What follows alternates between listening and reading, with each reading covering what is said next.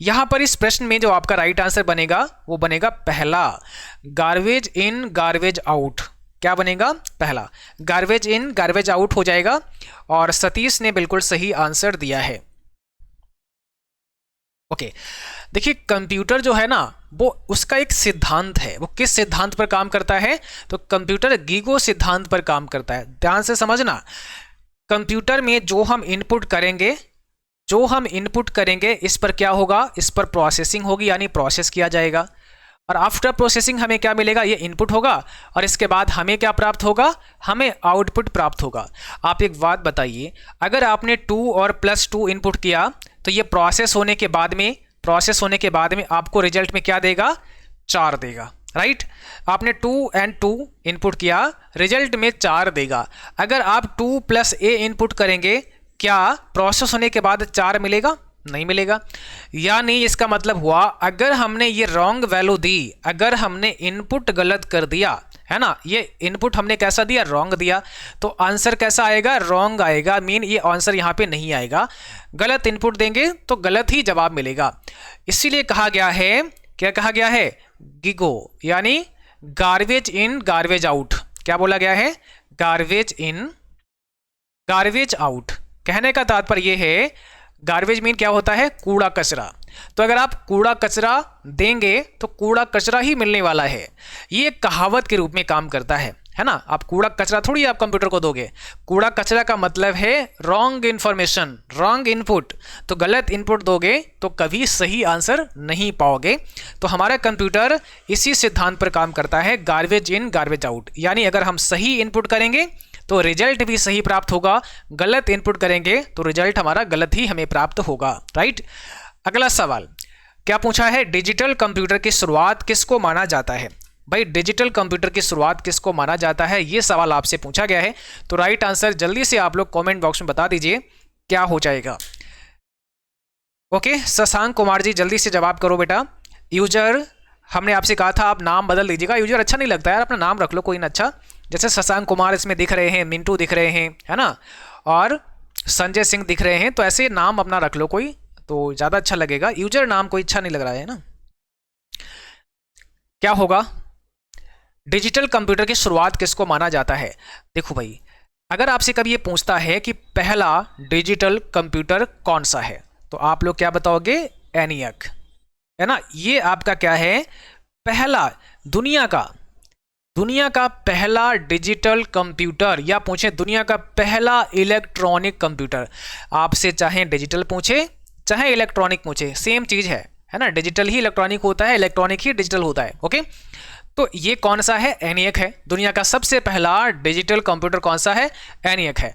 अब यहां पर थोड़ा समझिए, एनियक का मतलब देखिए, ENIAC was the first programmable electronic general purpose digital computer. ENIAC जो था वो पहला programmable electronic general purpose digital computer था, फर्स्ट।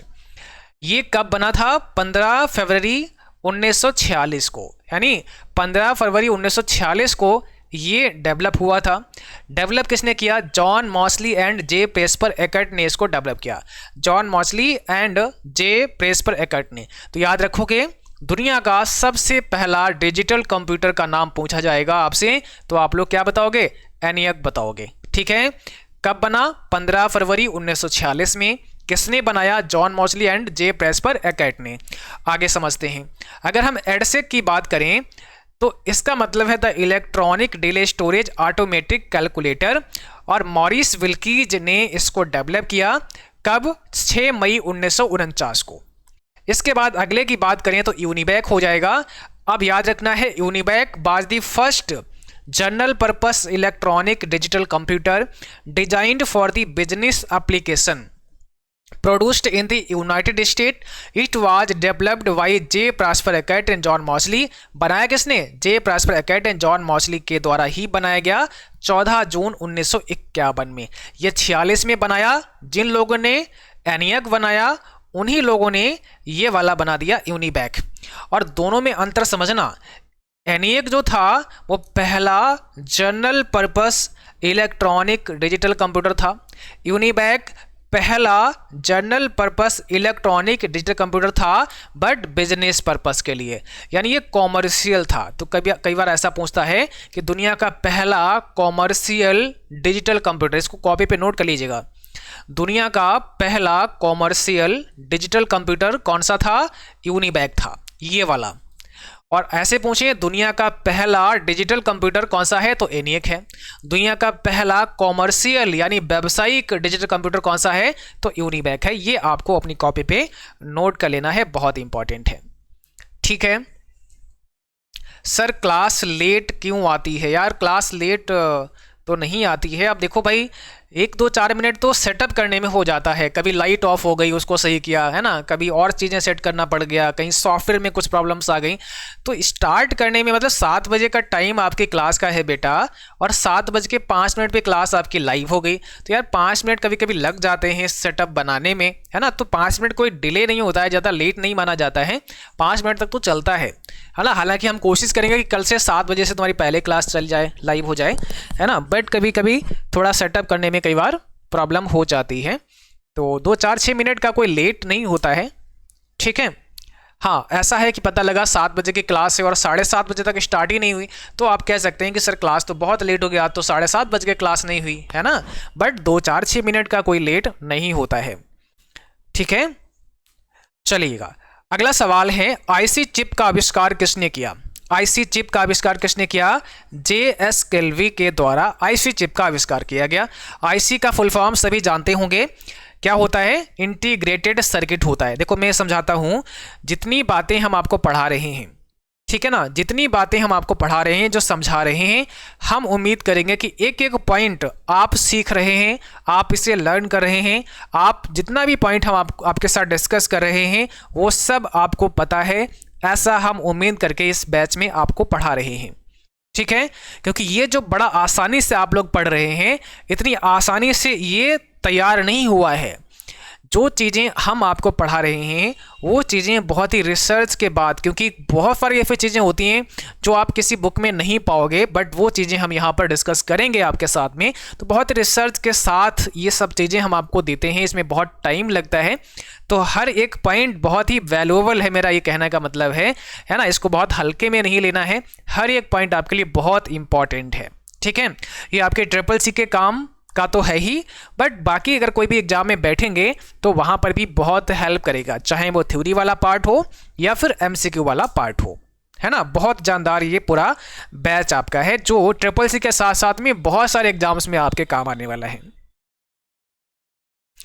ओके, अब देखो यहाँ पे बात हो रही थी आईसी चिप की, जिसे हम इंटीग्रेटेड सर्किट कहते हैं, और ये आईसी चिप सबसे पहले बनी कब? तो 1957 में बनी, 1957 में बनी। बनाई किसने? JS किल्वी ने बनाई। किस मटेरियल से बनी थी? सेरेमिक मटेरियल से बनी थी।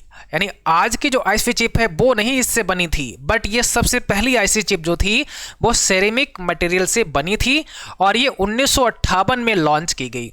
57 में डेवलप हुई, 58 में लॉन्च की गई। JS किल्वी ने इसको डेवलप किया। ये नाम काफ़ी चर्चा में रहता है, याद रखना है, जब भी ये पूछा जाएगा आईसी किसने डेवलप किया? JS किल्वी। फिर 1959 में क्या हुआ? मोनोलिथिक आईसी चिप बनाई गई, जो रॉबर्ट नॉइस ने बनाई थी, और यह सिलिकॉन से बनी थी। आज की जो आईसी चिप है वो सिलिकॉन से ही बनी होती है। आज जो आईसी चिप चल रही है वो सिलिकॉन से ही बनी है, ठीक है ना। और ये बनाई है किसने? रॉबर्ट नॉइस ने। फुल नेम क्या होता है? इंटीग्रेटेड सर्किट इसका पूरा नाम होता है। तो बात आपके समझ में आ गई। लेकिन जब जब ये सवाल आएगा कि आईसी चिप का निर्माण किसने किया, तो JS किल्वी का ही नाम आपको देखने को मिलेगा, क्योंकि शुरुआत इन्होंने की, सबसे पहले डेवलप इन्होंने की, ठीक है। अब अगला सवाल है, RAM is also called RWM, यानी रैम को RWM भी कहा जाता है। रैम को RWM भी कहा जाता है। क्या होगा इसका करेक्ट आंसर? कौन सा सही जवाब यहां पे हो जाएगा, बताइए। आप लोग आंसर देने में इतना लेट क्यों कर देते हैं? फटाक से आंसर लिखा करो कमेंट बॉक्स में, ठीक है।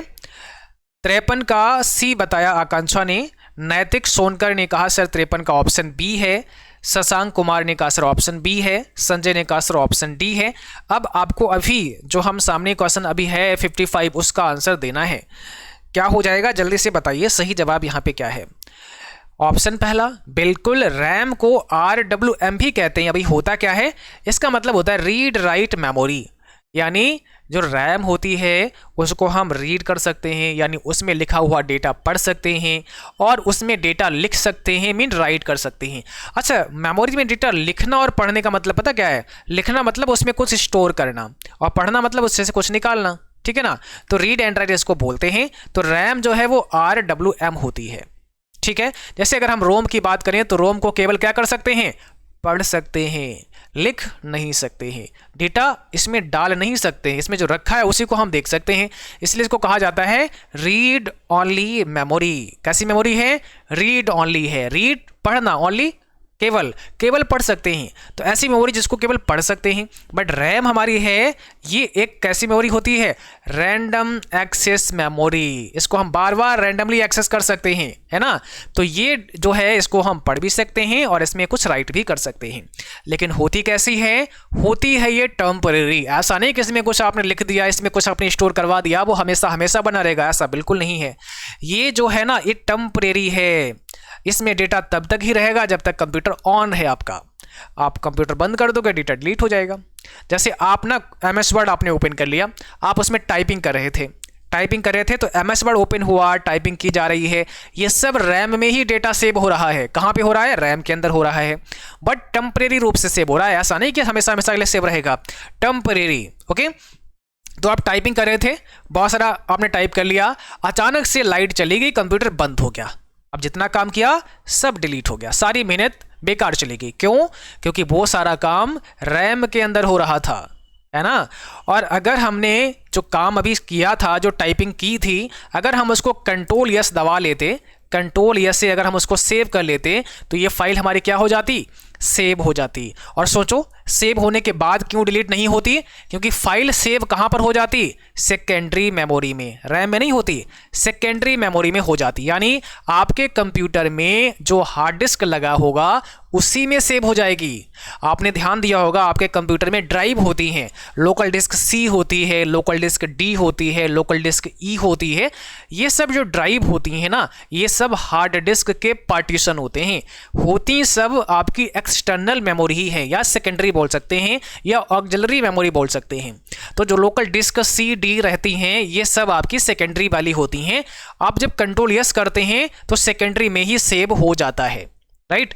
और अगर आप कंप्यूटर बंद हो जाएगा तो सेकेंडरी मेमोरी से डेटा दोबारा भी हम ओपन करवा सकते हैं, क्योंकि वहां पर परमानेंट डेटा सेव होता है, जबकि रैम के अंदर टेम्परेरी डेटा सेव होता है।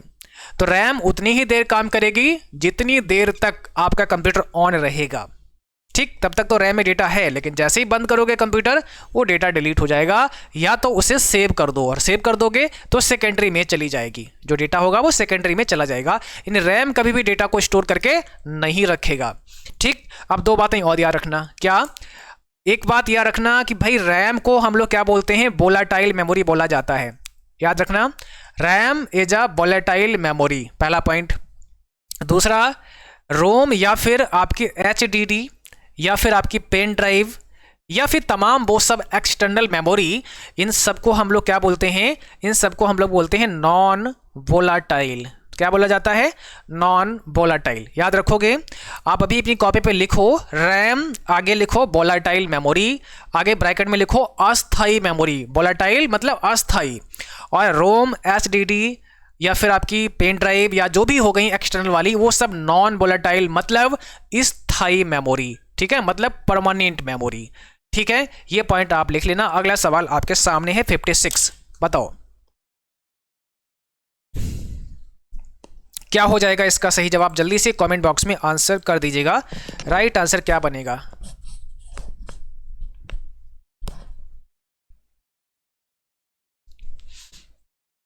चलो हाँ जी, कौन सा सही जवाब यहां पे हो जाएगा? सर ये रिकॉर्डेड वीडियोज कहाँ मिलेगी जो आप 7 PM पर लाइव पढ़ाते हैं? प्लीज़ सर बता दीजिए। यार अभी ये तुमने ढूंढ नहीं पाया है ना, रिकॉर्डेड वीडियो कहाँ मिलेगा बेटा? ये जब आप अपने बैच के अंदर जाओ, अभी जहाँ से आप क्लास कर रहे हो उसी में देखो जरा, राइट साइड में, इसको थोड़ा बैक करोगे ना तो राइट साइड में रिकॉर्डेड का ऑप्शन होगा, वहाँ क्लिक कर लो, सब वहाँ पर क्लास मिल जाएंगे, वहाँ थ्योरी एंड लाइव क्लास। कितनी बार मैं बता चुका हूँ यार, अगर ये ढूंढ नहीं पाओगे तो एग्जाम पास नहीं कर पाओगे, मैं खुल के कह रहा हूँ आपसे। सिंपल भाषा में समझो, अगर इतना सब ढूंढ नहीं सकते हो तो उम्मीद मत करो एग्जाम क्वालिफाई करने की। हमारी बात आपको बुरी लग सकती है, खराब लग सकती है, बट कहना पड़ रहा है, मजबूरी है। क्यों? क्योंकि यार इतना भी नहीं ढूंढ सकते हैं कि कहाँ पे यार मिलेगा क्लास, कहाँ करें क्या करें, वो सब तो आजकल सब स्मार्ट बच्चे हैं, सब ढूंढ लेते हैं। स्मार्ट बन के काम करना पड़ेगा ना, और इतना नहीं कर सकते हैं तो उम्मीद मत करो पास होने की, है ना। क्योंकि ट्रिपल सी एग्जाम में केवल बहुत ज़्यादा मेहनत करने से, सब कुछ रटने से ही पास नहीं होते हैं, याद रखना है। जिसका आईक्यू लेवल तेज है, जो बच्चा चालाक है, समझदार है, समझ रहे हो, वही पास हो सकता है। जिसका माइंड बहुत तेज भागता है वही पास हो सकता है।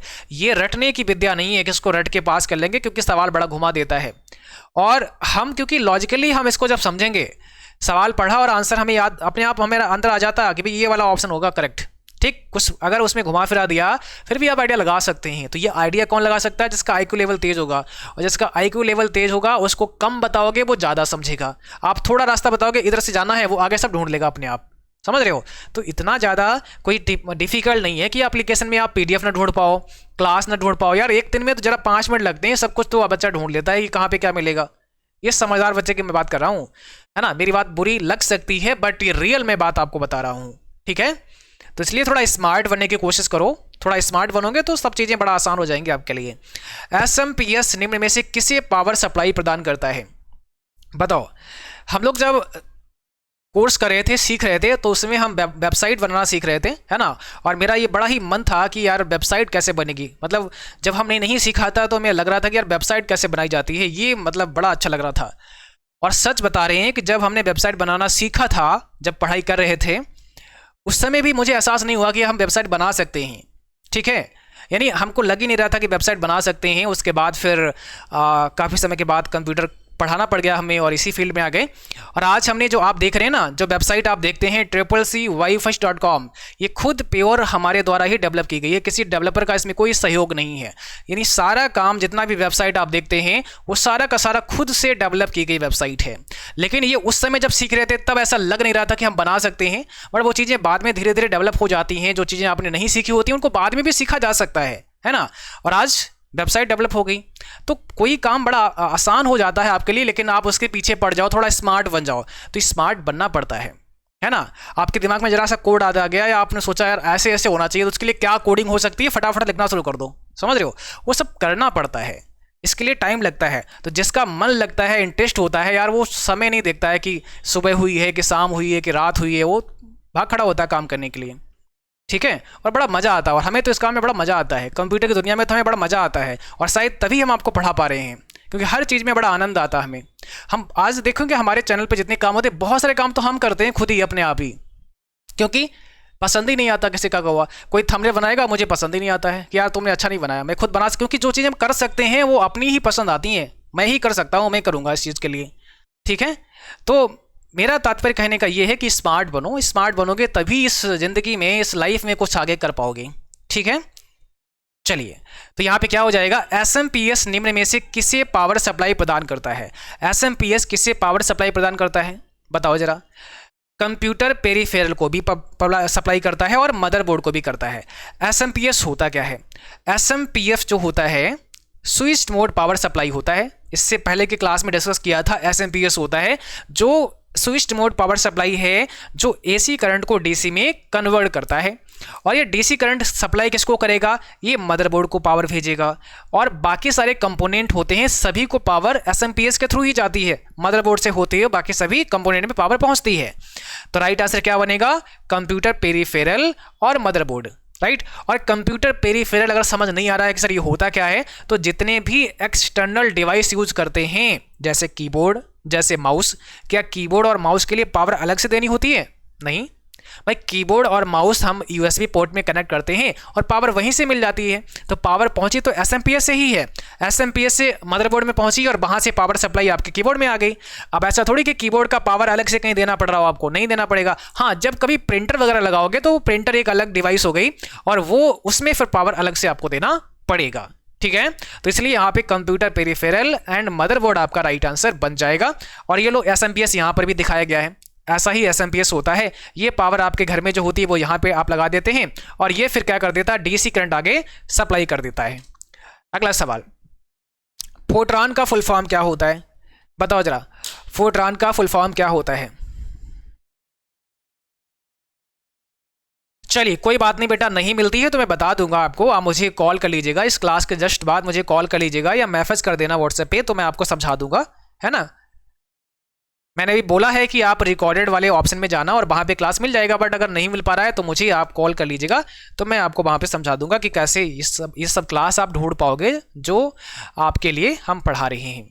इतना अच्छा इंटरफेस एप्लीकेशन का, इतना शानदार एप्लीकेशन तो हो ही नहीं सकता है। हर चीज़ें, क्योंकि हम बड़ा ही सिस्टमैटिक तरीके से चीज़ों को रखना चाहते हैं और वो मैंने एप्लीकेशन में करवाया, तो हर चीज़ बहुत सिस्टमैटिक तरीके से है। क्लास पढ़ो साथ में पीडीएफ, है ना, तो बड़ा ही सीक्वेंस में चीज़ें हैं यहाँ पे। इतना आसान एप्लीकेशन बनवाया है कि भाई बड़ा आसानी से मिल जाएगा, बट फिर भी दिक्कत आ रही है तो आप मुझे बता देना, मैं बता दूंगा कि कहाँ पे आपको क्लास मिलेगी। अब देखो यहाँ पर इसका मतलब हो जाएगा फार्मूला ट्रांसलेशन। फोर्ट्रॉन का फुल फॉर्म क्या होता है, फार्मूला ट्रांसलेशन इसका पूरा नाम होता है। Fortran was the world's first high-level programming language. It was developed at IBM by John Backus in 1957. Okay, देखिए पहली बात तो याद रखना है, अगर आपसे कभी ये सवाल होता है कि भाई ऐसी लैंग्वेज का नाम बताओ जो दुनिया की सबसे पहली हाई लेवल लैंग्वेज हो, ऐसा सवाल बनेगा तो क्या बताओगे, दुनिया की सबसे पहली हाई लेवल लैंग्वेज का नाम है फोर्ट्रॉन, यानी फार्मूला ट्रांसलेशन। अब पूछेगा किसने बनाई, जॉन बेकस ने। कब बनाई, 1957 में। कहाँ बनाई, आईबीएम में। आईबीएम क्या है, अमेरिका की एक कंपनी है, इंटरनेशनल बिजनेस मशीन इसका फुल फॉर्म होता है। ओके, अगला सवाल, मॉनिटर को अन्य किस नाम से जाना जाता है, मॉनिटर को अन्य किस नाम से जाना जाता है, करिए जरा आंसर क्या होगा। 57 का वी बंस कश्यप जी कह रहे हैं। ओके, करिए फटाफट से आंसर। 58 आपके स्क्रीन पर आ गया है, आंसर बताओ फटाफट से यहाँ पे क्या हो जाएगा, कौन सा यहाँ पे सही जवाब हो जाएगा। इस प्रश्न में राइट आंसर बनेगा ऑप्शन बी, VDU। मॉनिटर को अन्य किस नाम से जाना जाता है, VDU के नाम से जानते हैं। इसे विजुअल डिस्प्ले यूनिट भी कहते हैं, इसको नोट करो अपनी कॉपी पे, विजुअल डिस्प्ले यूनिट भी कहा जाता है। किसी प्रोग्राम से त्रुटि को हटाने को कहते हैं, किसी प्रोग्राम में कोई एरर है और उस एरर को फिक्स करना, उस एरर को दूर करना क्या कहलाएगा। किसी प्रोग्राम में कोई एरर है और उस एरर को दूर करना क्या कहलाएगा, बताओ जरा क्या हो जाएगा इसमें राइट आंसर।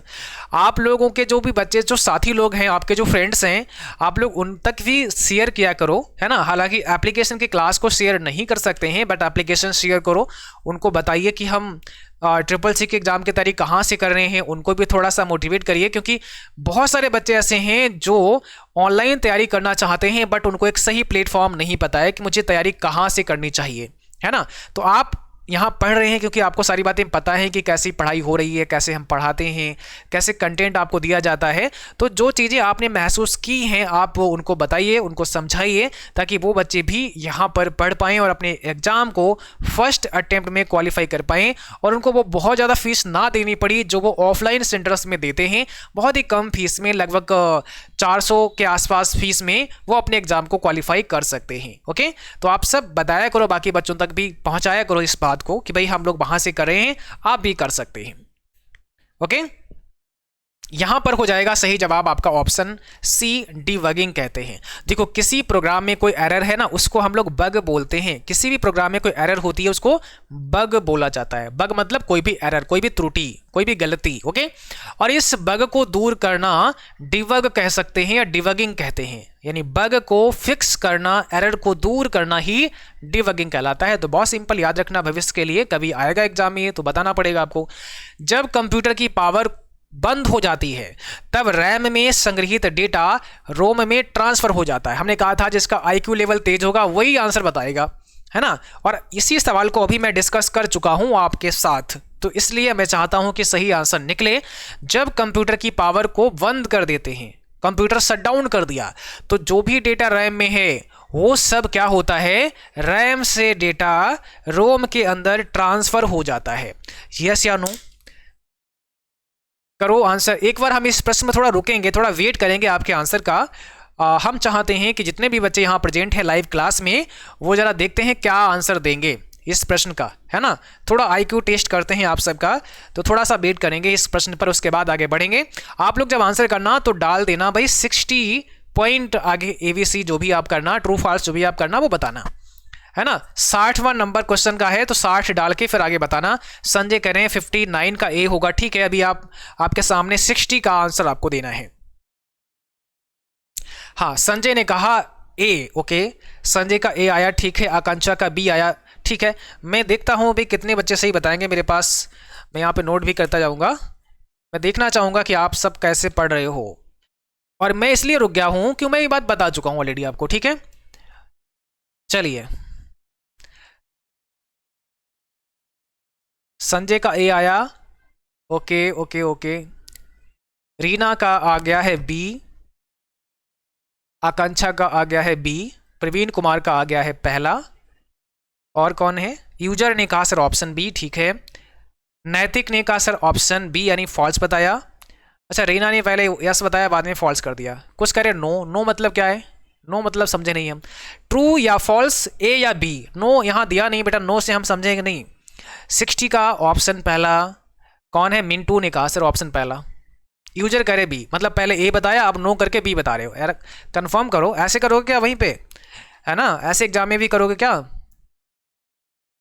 वंश ने कहा सर पहला, सबका आंसर नहीं आया, जितने बच्चे लाइव हैं सबका भी आया नहीं है। संजय ने कहा ऑप्शन B, वंश ने कहा ऑप्शन पहला। जल्दी करो भाई, इतने बच्चे लाइव हैं, तुम लोग कर क्या रहे हो। चलिए अब मैं बताता हूँ इसमें काफ़ी बच्चों ने गलत आंसर दिया है और काफ़ी बच्चों ने सही आंसर दिया है।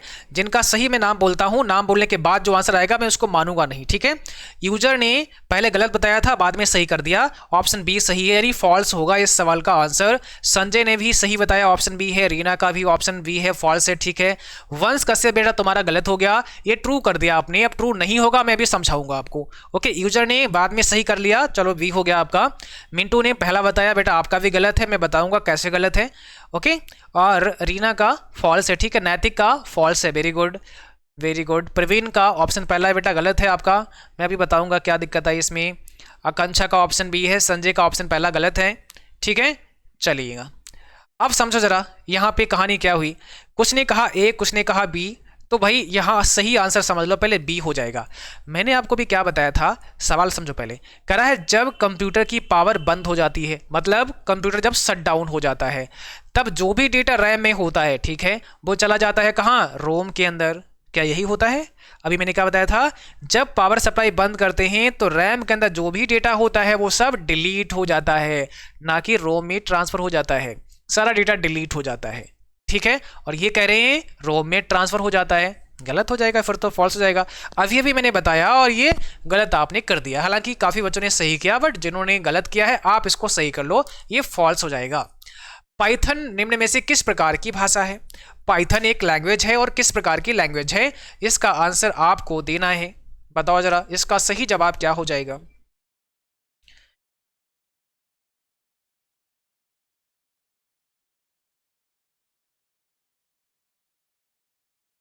क्या होगा यहाँ पे, ऑप्शन नंबर यहाँ पर आपका हो जाएगा पहला, यहाँ पे हो जाएगा हाई लेवल लैंग्वेज। पाइथन एक हाई लेवल लैंग्वेज है, यानी हाई लेवल की भाषा है। और पाइथन को किसने बनाया, गाइडू वैन रोसम के द्वारा पाइथन को बनाया गया।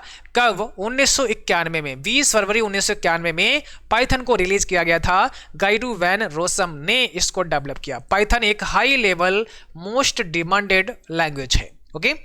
अगला सवाल है, जावा का आविष्कार किसने किया। जावा का आविष्कार किसके द्वारा किया गया, बताइए जरा।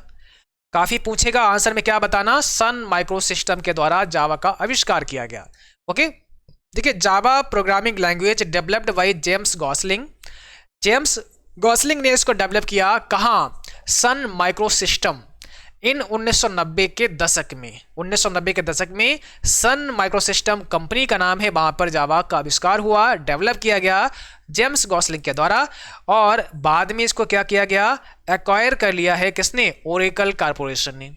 कब, 1995 में, ठीक है। तो डेवलपर जब भी पूछेगा, यहाँ पे दिया है Oracle corporation and James Gosling, जब भी पूछेगा तो आंसर यहाँ पे केवल सन माइक्रोसिस्टम ही आता है। जब जब ये सवाल आया है तो ऑप्शन में हमेशा सन माइक्रोसिस्टम ही कंपनी का नाम दिया गया है, तो मोस्टली यही रहता है आंसर में, आपको याद रखना है। ठीक है। कंप्यूटर मशीनी भाषा पर कार्य करता है। कंप्यूटर मशीनी भाषा पर काम करता है, यस या नो? भाई कंप्यूटर की अपनी भी तो कोई लैंग्वेज होगी, तो वो मशीन लैंग्वेज है। मशीन लैंग्वेज क्या होती है? 0 और 1 का कोड होता है इसमें। इसको ही बाइनरी डिजिट कहते हैं। क्या कहते हैं? मशीन लैंग्वेज में लिखा जाने वाला कोड बाइनरी कोड या बाइनरी डिजिट कह सकते हैं। इसका बेस कितना होता है? बेस इसका 2 होगा, क्योंकि इसमें 2 ही डिजिट होते हैं, 0 और 1। तो 0 और 1 के कॉम्बिनेशन में ही हमारा कंप्यूटर काम करता है ना। आप कुछ भी इनपुट करते हैं बट वो केवल 0 और 1 की बात को ही समझेगा, सुनेगा। और आजकल तो हम लोग हाई लेवल में काम करते हैं अपने कंप्यूटर में। जो हमारे प्रोग्रामिंग लैंग्वेज होती हैं वो सब हाई लेवल की हैं, तो वहाँ पर जो सॉफ्टवेयर डेवलप करते हैं वो हाई लेवल में ही कोडिंग होती है। फिर कैसे समझेगा? तो इसीलिए क्या होता है, ट्रांसलेटर का यूज होता है। जैसे आपने देखा होगा आपका जो कंपाइलर है, इंटरप्रेटर है, ये सब ट्रांसलेटर होते हैं जो हाई लेवल मशीन लैंग्वेज को क्या करते हैं, मशीन लैंग्वेज में ट्रांसलेट कर देते हैं। यानी कंप्यूटर को उसकी असली भाषा में ही जो इनपुट होगा वो जाएगा। ठीक है।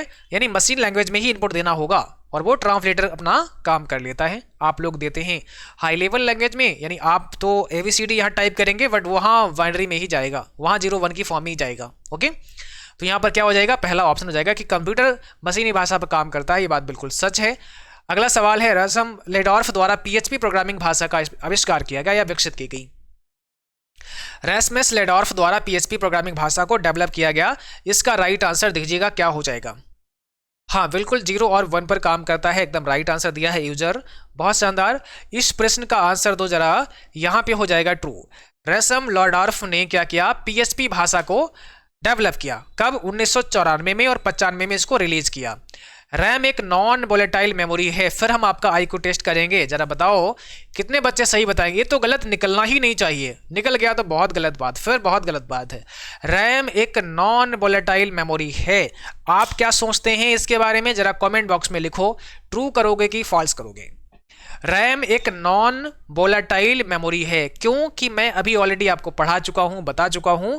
तो आप जरा बताइए इसमें क्या करना है। कितने बच्चे देखते हैं ट्रू करते हैं और कितने फॉल्स करते हैं? ठीक है, फटाफट से आंसर भेजो, फटाफट से आंसर भेजो। क्या हो जाएगा? देखो भाई, इस कोर्स में जो चीज़ें, क्योंकि अभी बिल्कुल शुरुआत हुई है ना, CCC फरवरी बैच की एकदम शुरुआत हुई है। अभी 2 क्लास हुए हैं, तीसरा क्लास आज है। और अभी आप जो पढ़ रहे हैं, जो लाइव आ रहे हैं, डेली 7 बजे शाम को लाइव आना है क्लास में। ओके, रेगुलर पढ़ना है, जब तक एग्जाम नहीं होगा तब तक क्लास चलेगा आपका। ओके, यानी पूरा कोर्स अच्छे से पढ़ोगे, विधिवत पढ़ोगे, तो यार एग्जाम बहुत आसानी से क्वालिफाई कर जाओगे। एग्जाम की बात छोड़ दो, बहुत सारे एग्जाम जहां बैठोगे ना, वहां पे कंप्यूटर आपको बहुत कुछ आप वहां पर करके आओगे। चलिए, आंसर आना स्टार्ट हो गया है। अच्छा, पहले यार तुम लोग ट्रू बताते हो फिर फॉल्स कर देते हो। सॉरी सर, फॉल्स नैतिक कह रहे हैं। आकांक्षा ने कहा सर ऑप्शन बी, संजय ने कहा सर ऑप्शन बी, नैतिक ने कहा सर ऑप्शन ट्रू। पहला वाला ही पढ़ेंगे हम, ठीक है। ट्रू तुमने फास्ट बता दिया, बाद में हम पहला वाला ही पढ़ेंगे। Okay, Shubham, Subhash Kumar false, false, Serena false, true. अच्छा sorry, true true true. User कह रहे फॉल्स, नीलेश कह रहे बी यानी फॉल्स, नैतिक ने कहा फॉल्स। चलो ठीक है, मान लिया, तुम्हारा फॉल्स मान लिया। बताऊं आंसर? अभी भी कुछ लोगों ने गलत किया है। रैम एक नॉन वोलेटाइल मेमोरी है, ऐसा बोला गया है यहाँ पे क्वेश्चन में। ये कह रहे क्या ट्रू होगा कि फॉल्स होगा?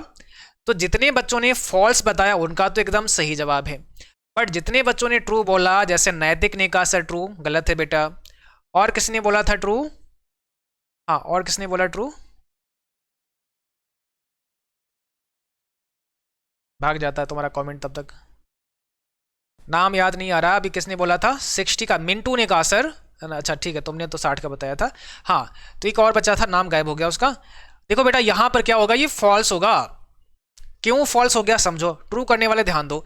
रैम एक नॉन वोलेटाइल है, नहीं मैंने तो नहीं कहा। रैम एक अस्थाई है, और अस्थाई के लिए वोलेटाइल यूज करोगे, है ना। रोम एक स्थाई है, परमानेंट है, तो इसके लिए नॉन वोलेटाइल यूज करोगे। बहुत सिंपल है, फिर से कॉपी पे लिख लो अगर ना लिखा हो तो। रैम वोलेटाइल, रोम नॉन वोलेटाइल। नंबर 1 दिलाएगा, समझो। 49 नंबर पर फेल, 49 पर क्या हो जाओगे, फेल हो जाओगे। और 1 नंबर अगर ये सही कर दिया तो 50 आ जाएंगे, तो पास हो जाओगे और डी ग्रेड से आप पास हो जाओगे। ठीक है, तो यार 1 नंबर से ना कितना गड़बड़ हो जाएगा, ध्यान रखो। तो हर एक पॉइंट, हर एक क्वेश्चन बहुत इंपॉर्टेंट है आपके लिए। कंप्यूटर मदरबोर्ड एक प्रकार का सॉफ्टवेयर है। एक बार और समझो यार, जितना प्रैक्टिस करोगे, बच्चे प्रैक्टिस कम करते हैं, एमसीक्यू जितना प्रैक्टिस करोगे, मॉक टेस्ट की जितना प्रैक्टिस करोगे, वेबसाइट पे इतने सारे मॉक टेस्ट हैं उनकी जितना प्रैक्टिस करोगे, उतना ही ज़्यादा आप जल्दी से आंसर दे पाओगे, आपका आईक्यू लेवल उतना ही तेज होगा, डिसीजन लेने की पावर बढ़ेगी, क्वेश्चन का आंसर कौन सा हो सकता है ये आइडिया लगाने की पावर बढ़ेगी जितना प्रैक्टिस करोगे। ये प्रैक्टिस की चीज़ें हैं, तो आप प्रैक्टिस करते रहिएगा, इतना प्रैक्टिस करो कि सब रट जाएगा आपको ऑटोमेटिकली। ठीक है ना। और फिर आप अगर ऐसा क्वेश्चन कोई आ गया जो नहीं भी पता है, तो हल्का फुल्का मालूम है, तो भी आंसर आप टिक करके आओगे, वो सही निकलेगा, क्योंकि आइडिया सही लगेगा फिर, क्योंकि कई सारे फैक्टर होते हैं आंसर देने के लिए, है ना। तो यहाँ पे कंप्यूटर मदरबोर्ड एक प्रकार का सॉफ्टवेयर है। मदरबोर्ड सॉफ्टवेयर हो सकता है क्या? नो, ऑप्शन बी यहाँ पे फॉल्स है। मदरबोर्ड इज अ हार्डवेयर, क्योंकि वो तो एक हार्डवेयर है, उसको हम टच कर सकते हैं, छू सकते हैं, ना कि सॉफ्टवेयर है। तो यहाँ पे फॉल्स करना पड़ेगा। किसी भी आइकन को शॉर्टकट आइकन में बदला जा सकता है, किसी भी आइकन को शॉर्टकट आइकन में बदला जा सकता है।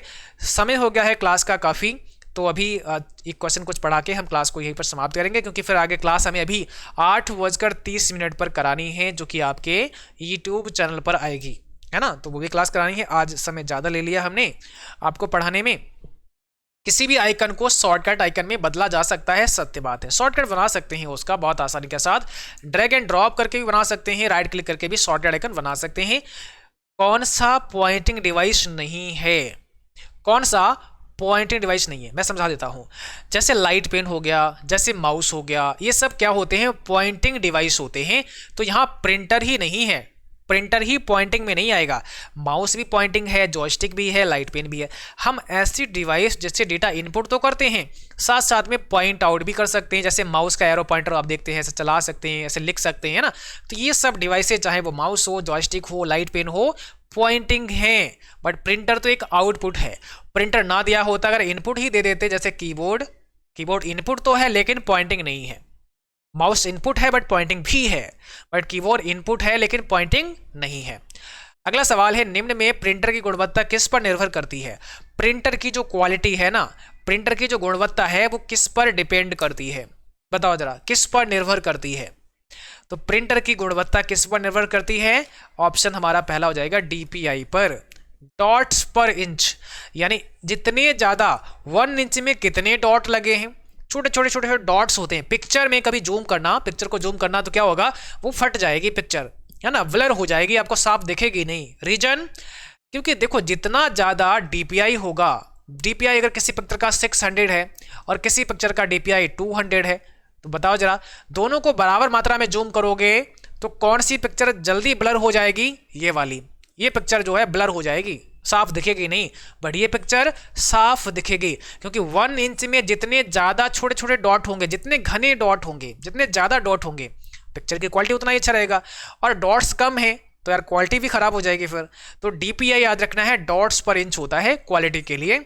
वर्चुअल मेमोरी किसे कहते हैं? ये आज का अंतिम प्रश्न है, वर्चुअल मेमोरी किसे कहते हैं, आभासी मेमोरी किसे कहते हैं? तो याद रखना है, यहाँ पर ऑप्शन सी हो जाएगा, the part of the hard disk memory that is used as the main memory. देखिए, हार्ड डिस्क मेमोरी का वह पार्ट जिसे एज ए मेन मेमोरी हम इस्तेमाल करते हैं, उसी को वर्चुअल मेमोरी कह सकते हैं। आपके कंप्यूटर में जो रैम होता है, जब रैम आपका पूरा फुल हो जाता है तो कई बार क्या होता है, आपके कंप्यूटर में लगी हार्ड डिस्क को एज ए रैम आपका कंप्यूटर इस्तेमाल करता है। जब आपके कंप्यूटर में लगी हार्ड डिस्क के एक छोटे से पार्ट को एज ए रैम आपका कंप्यूटर इस्तेमाल करे, वही आपका वर्चुअल रैम होता है ना। और वो वर्चुअल होता है, वो रियल में उसका पार्टीशन नहीं होता है, वो एज ए रैम वर्चुअली इस्तेमाल करने लगता है, इसीलिए उसको वर्चुअल मेमोरी कहते हैं। तो ये हमारी हार्ड डिस्क का ही एक पार्ट होता है, जिसे एज ए रैम हमारा कंप्यूटर इस्तेमाल करता है, इसलिए हम उसको वर्चुअल रैम या वर्चुअल मेमोरी के नाम से जानते हैं। और आज के सेशन को यहीं पर समाप्त करना पड़ेगा, क्योंकि समय बहुत ज़्यादा हो गया है। सर, जो आपकी 8 बजे क्लास स्टार्ट होगी यूट्यूब पर, उस पर हम लोग ऐड हो सकते हैं। यार कैसी बात करते हो नैतिक जी, फिर से आपने वही वाली बात कर दी, फिर से आपने बच्चों वाली बात कर दी। है ना। तो नैतिक ये बात अच्छी, हमें कुछ बातें अच्छी लगती नहीं है यार, मजबूरी है, हम कहना पड़ जाता है मुझे, हम क्या करें, है ना।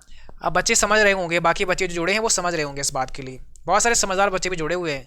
हम ऐसा नहीं करें कि सब समझदार नहीं है यार। आप लोग ऐसे कमेंट कर देते हो, फिर वो कमेंट पर मुझे रिएक्शन देना ही पड़ता अपना। जैसे नैतिक में बड़ा प्यार से आपको बताता हूँ, आपने कहा सर जो आपकी 8 बजे क्लास आती है ना यूट्यूब पर, क्या मैं हम लोग भी उसमें ऐड हो सकते हैं। अब आप सोचो, क्या यूट्यूब पर क्लास करने के लिए भी ऐड होना पड़ता है।